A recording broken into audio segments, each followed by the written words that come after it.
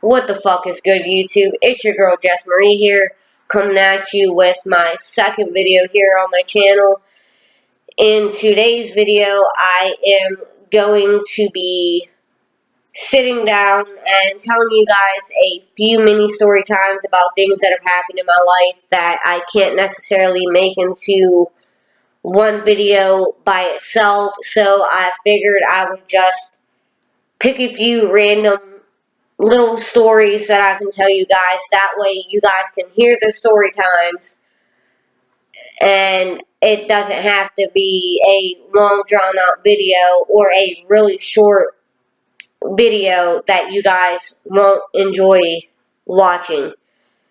So I hope you guys enjoy the video. With that being said, let's get into the video. Okay, my first story time I'm going to be telling you guys is about my first time getting drunk. The first time I got drunk, I was 13 years old, and it was with my childhood best friend who I had mentioned in my last video, who I call Krista, but I have since then been given permission by her to use her real name. So her name is Crystal, and I met Crystal when I was 10 years old, like I had said in my last video. We actually met through our dads because they were friends, and one day my dad was going over there because we literally lived like a stone throw away from each other, just down the alley a little bit. So my dad said he was going up there and told me that his friend had a daughter that was my age and asked me if I wanted to go with him so I could meet her. Little did I know I was going up there and I was going to meet my best friend. So, like I said in my last video, me and her were inseparable. Anytime we could be together, we would be together. We would hang out constantly. We passed notes in class all day long. In any class we were in together. That was just what we did. You know, you had that one friend that you always, goofed off with in class whenever you guys had classes together, and teachers would have to separate you because all you guys would do is talk, or they would see notes being passed back and forth between you two, and they would separate you guys. Yeah, that was me and Crystal. So, fast forward a few years after we met, we were 13, and it was the summertime, and as per usual, I was staying at her house this night. So, but this night, we did something we had never done before, which is drink alcohol.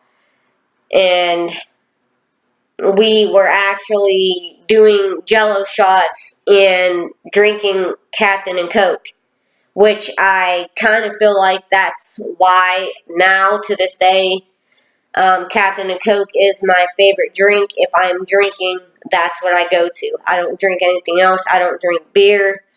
I'll drink Smirnoffs and stuff like that, but I am a liquor drinker, and I like to drink Captain, and I think that has a lot to do with it because that was the first alcohol I was introduced to, and when I drank it, it was smooth, it wasn't harsh, it wasn't like I couldn't handle drinking it.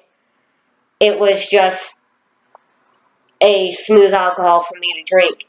So throughout the night, we were going back and forth in the fridge, getting Jello shots while drinking Captain and Coke out of our red Solo cups, listening to music, dancing, having fun, joking around, being drunk 13-year-old girls. And it was a fun night until we were ready to go to bed. Crystal must have drank a little bit too much because she had she had bunk beds at the time, and once we got up to her room, she had jumped up onto the top bunk, and I was laying on the bottom bunk, and she started crying. She was saying that she didn't like the feeling of it, that she wanted it to go away, and she was feeling sick to her stomach. You know, typical things that happen whenever it's your first time getting drunk. You don't know what being drunk feels like, so you feel like there's something wrong with you if you're a little bit too drunk. Well, that was Crystal that night. She got a little bit too tipsy and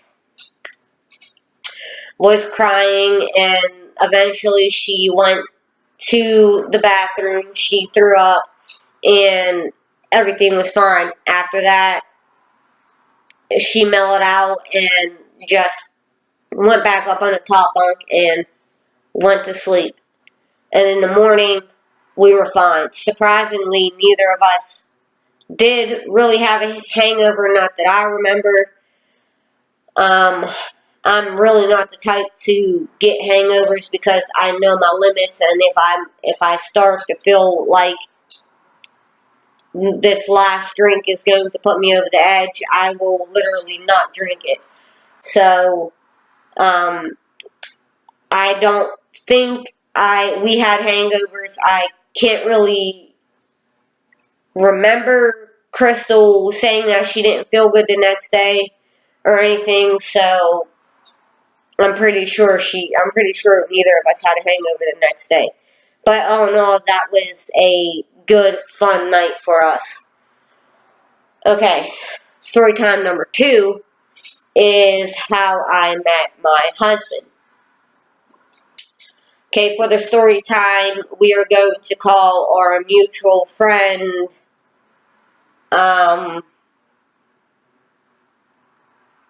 TJ. Okay, so my husband and I had met through our mutual friend TJ, and I had met TJ through another friend that I was staying with at the time because I had recently broke off my long-term relationship with the guy I was dating before I had actually met Matthew, who is my husband. I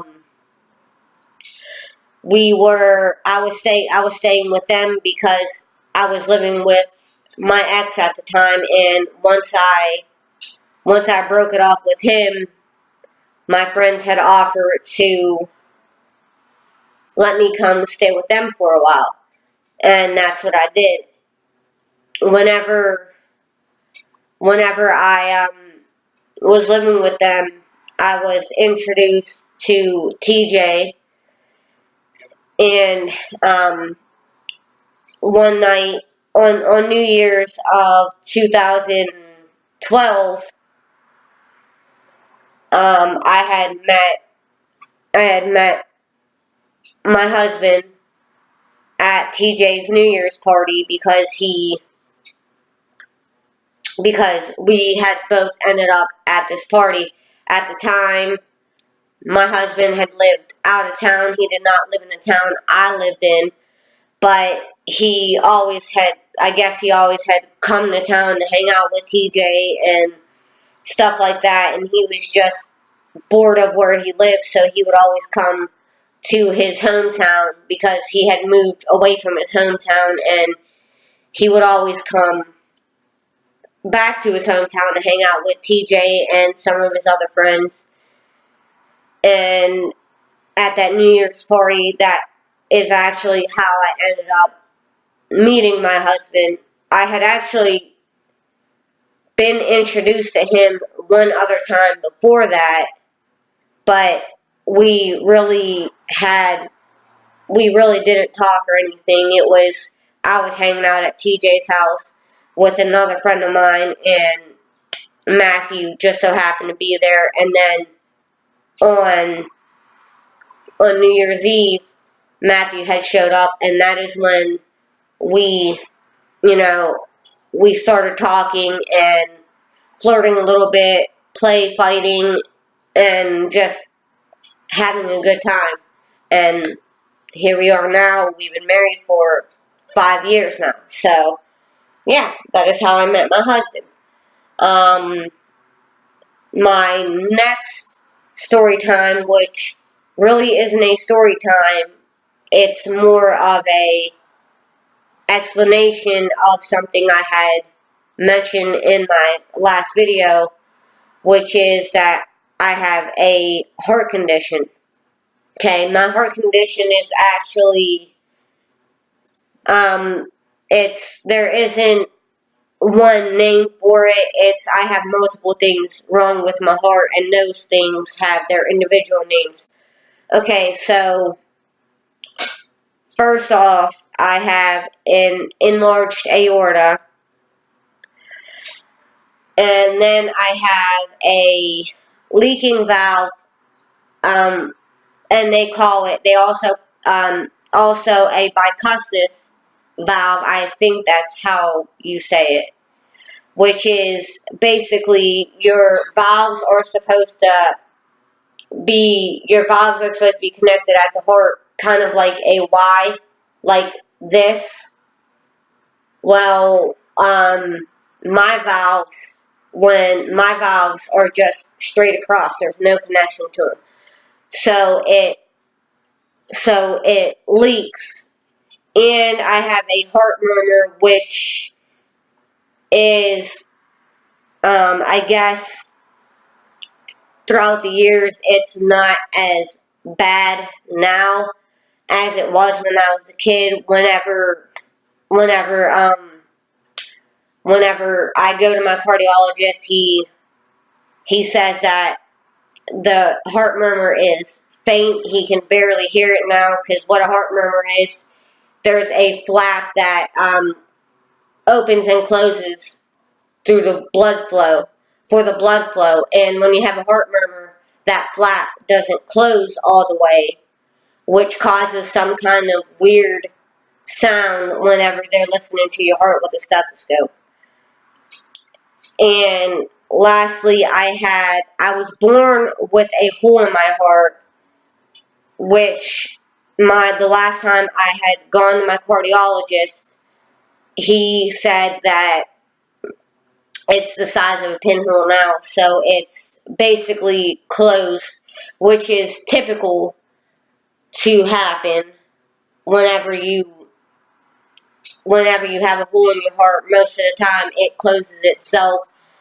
So that wasn't the most concerning thing to my cardiologist. As I was a kid, they just kept an eye on it to make sure it was getting smaller every year, because when I was a kid, I had to go once a year. Now, the cardiologist I have says that every 3 years is fine, unless there's something that he finds abnormal from my last appointment. But I will, once I am in my 40s, maybe 50s, I will have to have a total aorta transplant and a total valve replacement. And that is only because what my doctor had said is, with a bicuspid valve, they typically end up getting a lot of calcium deposits built up, and the older you get, the more it builds up, which is going, obviously, your arteries and my valves are going to be clogged and stuff like that. So once I get older, he's going to want to replace those. But for now, I am fine. And like I mentioned in my last video, I wasn't able to play sports, do, Hapkido, Taekwondo, karate, stuff like that, because when I was, as a kid, my Crystal actually was in karate classes, and I would go with her to her practices and stuff with her. and I really wanted to join and go with her. But when I went to my cardiologist, he told me that me doing any kind of sports or anything like that isn't a good idea. But now that I'm older, my cardiologist I have now tells me I'm fine. And because when I was working out, my main concern was, is there anything I should be watching out for? Is there anything I shouldn't be doing? You know, should I even be working out with my heart condition? And my cardiologist told me I'm fine as long as I don't, overdo it. And if I feel like there's something wrong, I need to stop. So I'm now able to be more active than I was as a kid. I think my cardiologist's main concern when I was a kid was with my aorta being enlarged already. With me overexerting my heart, he was concerned of it rupturing. So, okay, story time number 4 is how I met my best friend now. I moved to the town that I live in now, which is still in Pennsylvania, but no, I will not disclose my town that I live in. I actually, when we moved here, it was because my husband was working for a company that would allow him to be closer to travel to back and forth from work and stuff like that. And his brother lived out here, so he decided, why not move out there? And plus, it's a quiet little town. You know, we wanted a fresh start. We had just got married not too long before that when we moved out here. So, when we moved out here, I had actually started working at a convenience store. And then after a while, I started working at a pizza shop. Well, one day my husband had called me and told me that I need to apply for the hospital close to my town. That was literally, at the time, was a straight shot down. If you walked out onto the sidewalk, you could see the hospital. So he had told me that he called earlier that day to see if they were hiring. And they were. He told me to get online and apply. So I did. I go through the hiring process, which at a hospital is you have to go through your HR. You have to go through your HR interview, and then you have to go through the managerial interview. And after that, that's when they send you for your urine drug test plus a hair follicle drug test and all that stuff. And then I was hired after that. And that's how I met my best friend. We actually work together still to this day. Actually, it's funny because my first day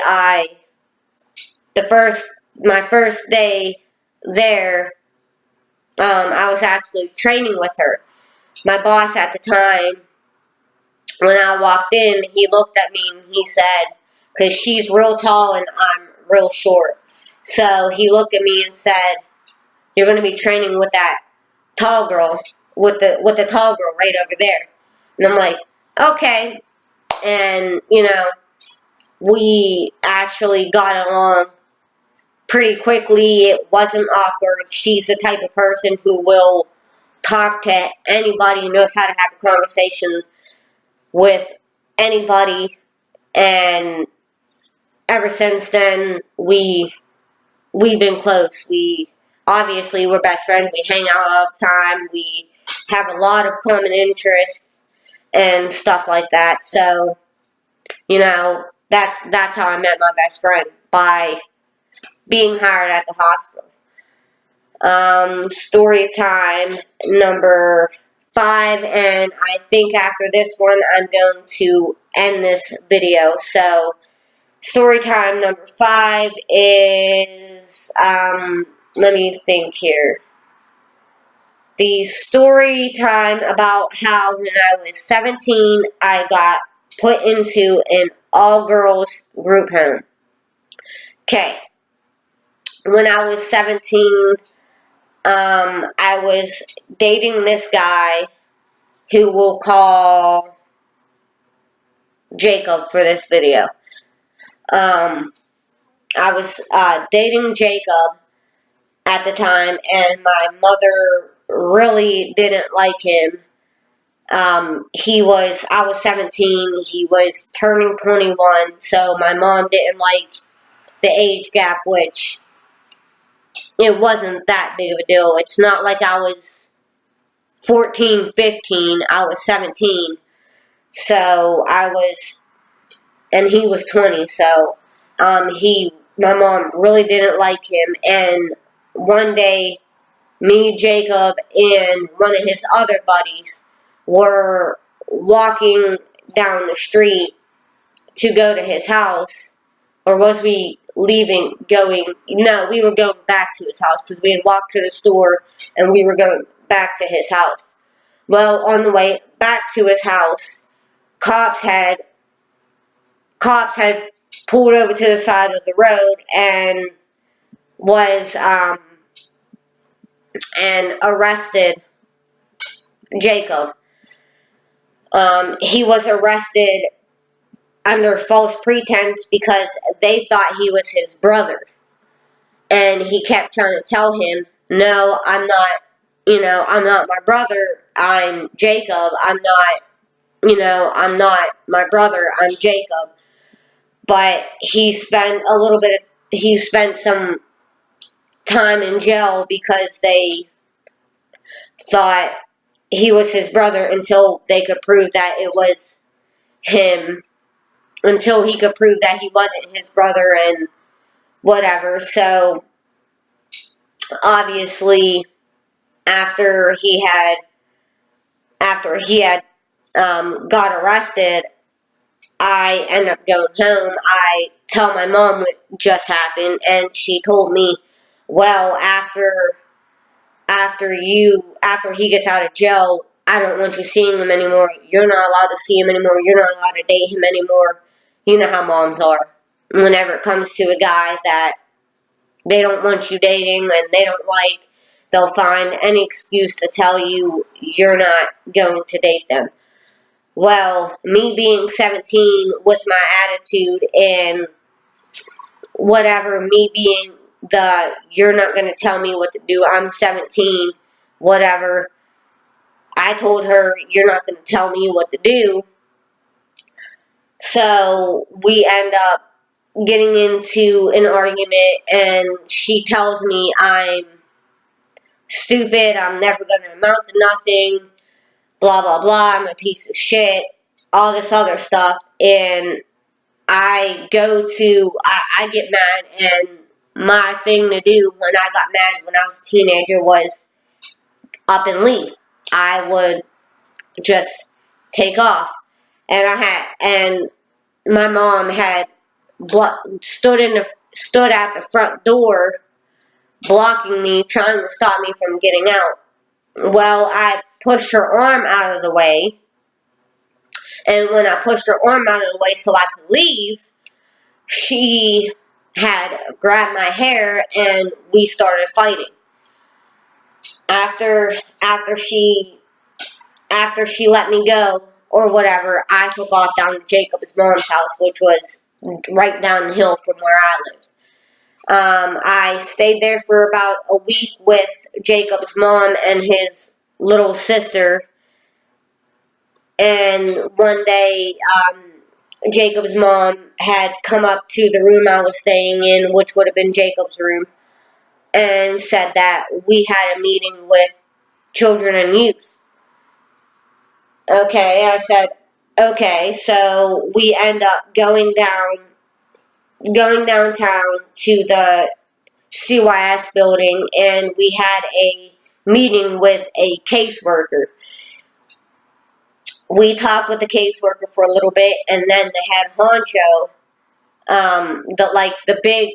the senior caseworker there, had come in, and my mom was there and stuff like that, and he told her, he said, listen, you have two options. We can either, I called this group home, and they said they haven't had an opening, so you could choose to put her in the group home, or she can come home with you today, but you guys will have to do family counseling and whatever, and learn to get along and stop with the physical violence and whatever. And my mom had basically just told them, put her in a group home. So